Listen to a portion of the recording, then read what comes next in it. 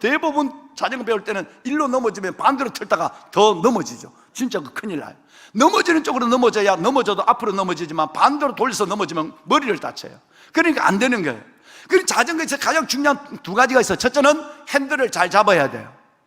처음 배우는 인간들이 발 놓고 핸들 놓고 이렇게 하면 큰일 납니다. 없죠. 그건 나중에 돼야, 그래도 담임 목사 정도 돼야 손 놓고 자전거를 타요. 정말 저는 손 놓고 타는 게 너무 편해요. 오죽했으면 서울에서 부산, 서울에서 목포까지 자전거를 손 놓고 다녔을까? 진짜라니까. 그 이상하게 보시는 거예요. 그런데 가을에는 내 독서 주간은 한번 저 블루로드를 한번 자전거를 그 전망 철책에서 부산까지 한번 자전거를 타고 한번 독서 주간 한 주간은 책은 안 보고 그 자전거를 한번 타고, 이 나이에 그거 한번 못하면 못할 것 같아서 내려오는데 최조동 장로님 자전거 빌려준다고 그래서 걱정하지 마세요. 내가 자전거 잘 탑니까? 비싼 자전거 깰까봐 염려하지 마시고. 예, 감사합니다. 예. 한번 이 가을에 내가 그거 한번 하려고 그래.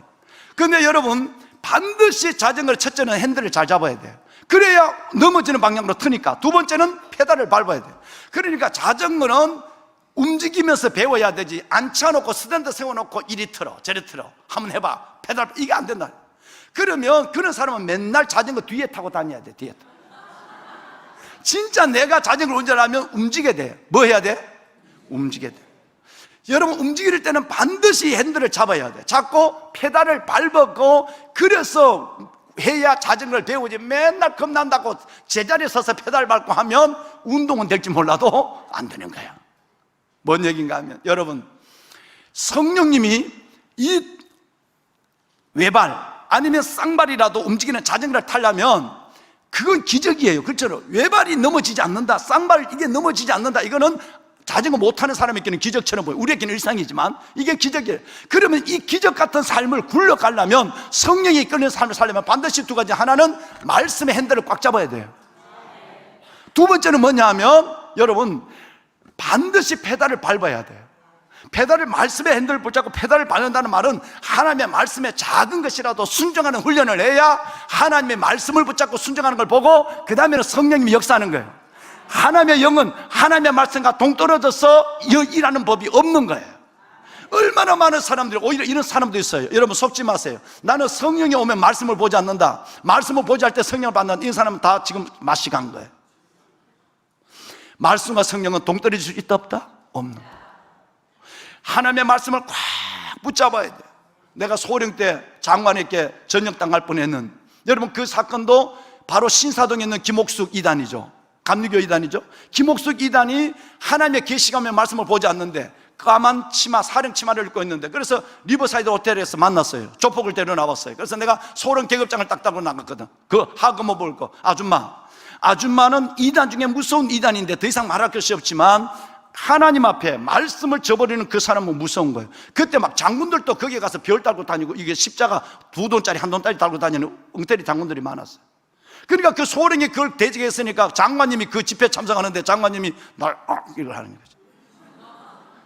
여러분, 11월 30일 날 저는 저녁 주소를 내놓고 여러분 하고 있었죠. 그 상황을 아는 분이 지금 여호와 예배를 드리고 계세요. 나중에 그 장관이 감옥에 가서 배를 활복하고 이런 짓을 했더라고요. 여러분, 저는 할 수가 없고 장관이 정하는데, 그런데 그 김옥숙 여자에게 한 얘기가, 이 여자가 뭐냐면 하나님의 계시가 오면 자기는 성경을 보지 않는다는 거예요. 그리고 7명의 까만 옷을 입고 7군데 가서 7시간씩 기도를 하는데 적혀진 기도만 읽으라는 거예요. 그래서 그 소령이, 장관이 키우는, 장관이 예배하는 그 교주, 그 사람하고 맞짱을 떴으니 내가 어떻게 군대 생활하겠어요. 그런데도 참 은혜로 대령까지 전역 지원서 내서 제가 하는데, 그해 10월 달에 하나님이 극적으로 진급시켰는데, 그 진급시킨 비밀을 가진 사람이 여기 지금 계시는 거예요. 저 진급할 줄 몰랐죠. 예. 그리고 그분은 구속됐어요. 여러분, 성령의 역사가 이단들이 공통적으로 하는 것이 뭐냐면 환상, 꿈, 뭔가 이런 것이 확 내려와야 성령이었어요. 말씀과 성령은 절대 동떨어서 역사하지 않는 거예요. 여러분, 어떤 하나님의 저것이 없어도 여러분의 말씀 안에 있으면 하나님의 뜻을 분별하는 지각이 생겨요. 지각이 생기고 감동이 와요. 감동대로 모험하게 하는 것은 성령님이에요. 이래야 일이 일어나는 거예요. 말씀을 마무리하겠습니다.